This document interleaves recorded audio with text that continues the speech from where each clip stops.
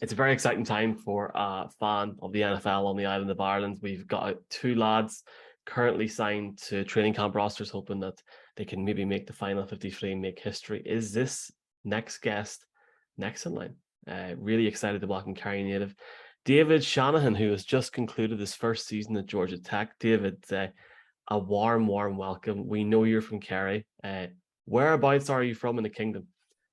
Yeah, no, thanks for having me. Happy to be here. I'm from Castle Island. It's about halfway between Three and Killarney.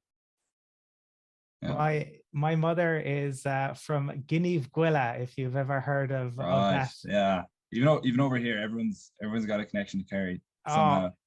Wherever you go in the world, having traveled extensively in Asia, I find people who know people. There's a Kerry jersey everywhere. Everywhere you go. And I suppose, David, I mean, we know you played a kind of number of different sports growing up, but how did you get interested in American football and how did that develop?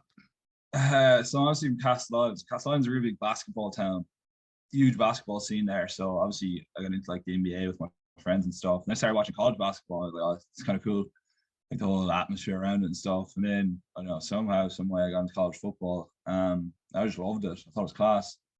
I just love the whole like the tailgating and the crazy fans and the culture and the passion around it. That's kind of how I got into it, really. I just started watching it. I'd say I was probably in third year, and I had a buddy as well, Adam. He used to watch it with me, and like we were just kind of enamored by the whole thing. Yeah, and then I saw the lads were Australian punters, and that's kind of cool. So that's kind of how I got onto the whole punting scene.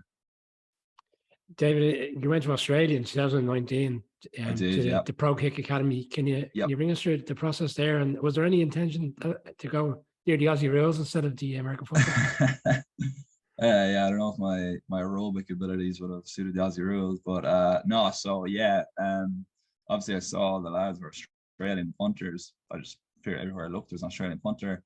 So obviously with two and two together, they were like ex-AFL players or whatever. And I don't know, I started following Pro Kick on Instagram when I was maybe 16 or something. So I messaged them once when I was 16. They had this thing on their website you could fill out if you're interested. And then like they emailed me back, but I was only like 15 or 16. I was flattered that they even got back to me. But then once I was kind of a little bit older, I kind of started kicking footballs myself just to see if I could do it or whatever. Because I mean, like, I remember looking at college football averages, and they're all like 40 yards or whatever. I was like, oh, I kick the ball 40 yards. What they don't tell you is that's 40 yards from the line of scrimmage. You can tack on another like 15 to that. So it's actually 55. So that was interesting to find out. But yeah, so basically just I started kicking balls myself just at home. Well, that for about 6 months, and then when I was about 18, I just messaged one of them on Instagram, and I was just like, I put together a video, and I was like, oh, I'm really interested in doing it, and I just kind of wanted feedback, see if I was any good or not. And then the guy actually messaged me, John Smith. He pure chance. He was in Manchester at the time. He's one of the two coaches at Pro Kick, and he basically just said like, oh, I'll fly to Dublin next week to see you. And I was like, oh, righto. And then I drove to Dublin with my mother. Then I just kicked in some field outside Dublin Airport. I just kicked a few balls from him, and he's like, yeah, if you move to Melbourne, I'll probably get you a scholarship. And then obviously my mom was with me, so he explained the whole thing to her. I went to lunch and stuff, and he was like, yeah, I suppose better, nothing to lose, go to Australia. So I moved in about 6 weeks later. That might be like the most Irish thing ever. land down under. Many people, David, would have seen the report on RTE on the 6-1 last year about your move to Georgia Tech. Can you maybe walk us through that process and how did that opportunity come about? Yeah, it was funny. Well, see, I committed May 2020, so obviously there was nothing going on in the world. There's nothing going on in the sports world. So I'd say I was just content, really, something to write about. So I probably got lucky there, but yeah, it was funny. I remember committing, and then just my phone just going crazy, and people asking me if it was real or not. And I was like, yeah, it's actually real. But yeah, that was the whirlwind of the time, definitely. And I suppose then in terms of like settling into life stateside, how has that been, the move to to Georgia, it's a little bit different from Castle Island, I imagine. Yeah, no, it's definitely cultural adjustment was. I think the cultural adjustment to Australia was a lot easier, just because I think cultures are more aligned there. Same sense of humor, same kind of culture around sport and stuff. And then coming to Georgia is just completely different. Just different types of lads in the locker room, and yeah, everyone God and guns down in Georgia. So that took a while to adjust, but everyone here is so nice. Everyone's so understanding. So, but I'm definitely used to it now. Probably took a few months before I was really settled in, but I'm here a year now, so I'm pretty good with everything. David, College Football News had you as a top 10 player for Georgia Tech last year. So how refreshing was that after 1 year to be playing and to have that, I suppose, accolade so quickly after? Yeah, no, I didn't even see that. No, I was just, they put one of the things that's cool about Georgia Tech is they put a really big emphasis on special teams. It's kind of like, I know special teams kind of goes under the radar a lot of times, but yeah, the head coach here, he says special teams first priority. So that's definitely a reflection of our program. I mean, like our gunners are like one of the most important positions in our program. Like they train the gunners super hard. So that's, yeah, it's definitely a reflection of that, just the emphasis they put on special teams here. Obviously, David, Georgia Tech played in Dublin in 2016. We're only a few weeks out now from this college game taking place in the Aviva with the Aer Lingus College Football Classic, Northwestern against Nebraska. How would you feel if Georgia Tech were to be one of the teams selected in 2024, hoping that they're going to announce the future lineups maybe around that game in terms of, we have no idea, and that is not an exclusive, but how would you feel if that did happen? Yeah, that'd be crazy. It'd be unreal. Obviously, 2024 will be my senior season. That'll be perfect way to go out, I reckon. But yeah, no, a lot of the staff that are at Georgia Tech now, like the academics and stuff, they were all in Dublin. So they all rave about it. They loved it over there.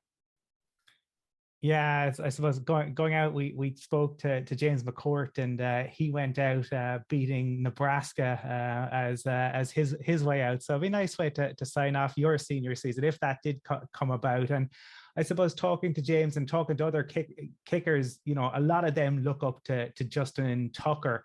And I suppose are there players as a punter? Are there punters that you look up to, past or present, or just players in general? Yeah, definitely. Definitely the pro kick lads. There's about 4 or 5 pro kick guys in the NFL now. One that sticks out for me is Michael Dixon.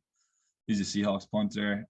Just because a lot of the pro kick guys, they don't have, I suppose, like a conventional punting style. It's kind of like a mix between Australian and American.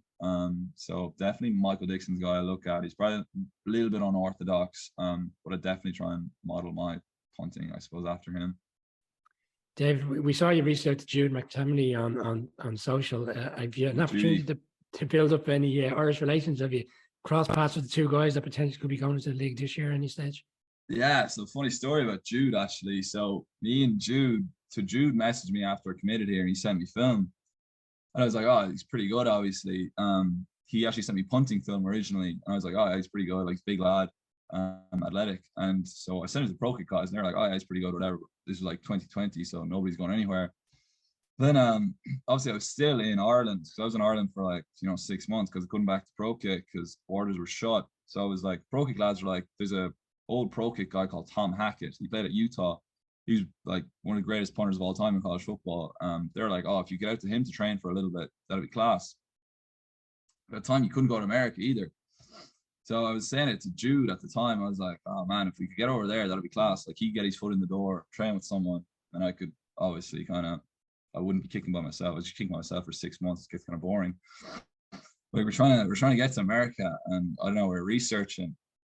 I don't know, some way, somehow we came across it. If we went to Serbia for 2 weeks, we could go to America. I think the rule was you couldn't have been in the whole list of countries in Europe for like 2 weeks. So me and Jude actually went to Serbia for 2 weeks in January.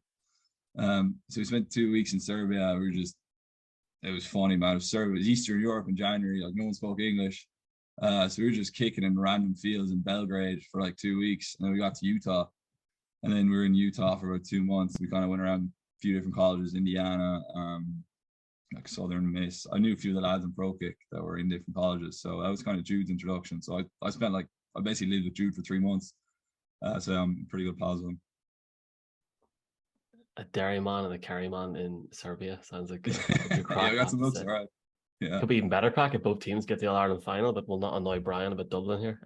We're starting to see more and more punters get drafted within the draft proper, as opposed to being picked up as an undrafted rookie. Yeah. David, the league is recognizing the importance of special teams more and more. So does that give you confidence that once your time comes, you'll get that opportunity to declare and realistically have a chance or a good opportunity of being selected?